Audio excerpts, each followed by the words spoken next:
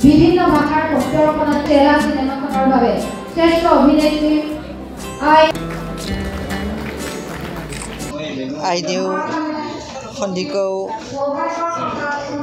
তেওঁৰ নামটো মোৰ লগত মানে তেখেতৰ নামটো আৰু মই সীমা বিশ্বাস মানে মোৰ কাৰণে এইটো ইমান ডাঙৰ আশীৰ্বাদ এই বঁটাটো মোৰ কাৰণে মই দেশ বিদেশত বহুতো ঠাইত মই বহুত সন্মান বা বঁটা পাইছোঁ কিন্তু এই বঁটাটো মোৰ কাৰণে চবতকৈ ওপৰত অস্কাৰতকৈ ওপৰত কাৰণ নিজৰ ঘৰত যিটো মৰম চেনেহ স্বীকৃতি সন্মান সেইবিলাক পাইলে এটা বেলেগ আনন্দ লাগে বেলেগ এটা সুখ আৰু উৎসাহ পাওঁ আৰু উৎসাহেৰে আৰু ভাল ভাল কাম কৰাৰ ইচ্ছা হ'ব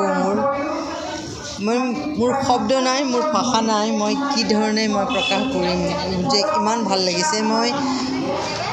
জানো তেওঁ আমাক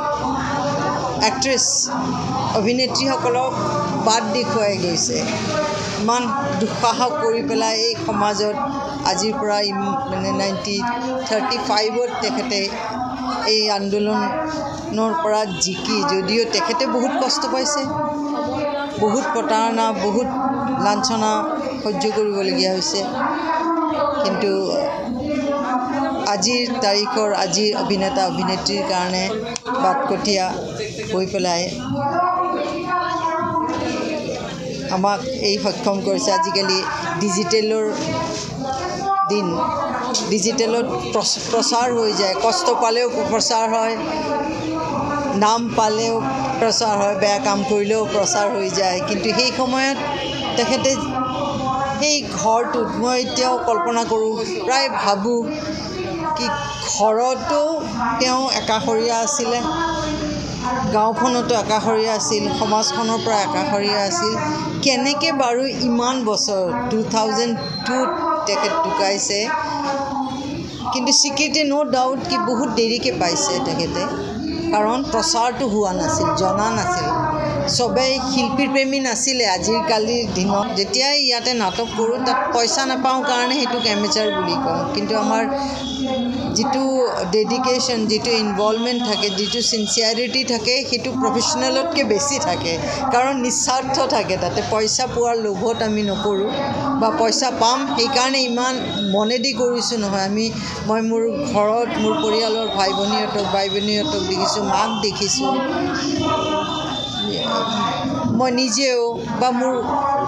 ছিনিয়ৰ যিমান নলবাৰীত আছিলে তেওঁলোকে যেনেকৈ নিস্বাৰ্থভাৱে থিয়েটাৰ দিনে ৰাতি কাম কৰিছিলে তেওঁলোকৰ সেই এটিটিউডটোত আৰু আজি মই পইচা পায়ো যি নাটক কৰোঁ তাতে কোনো পাৰ্থক্য দেখা নাপাওঁ সেইকাৰণে মই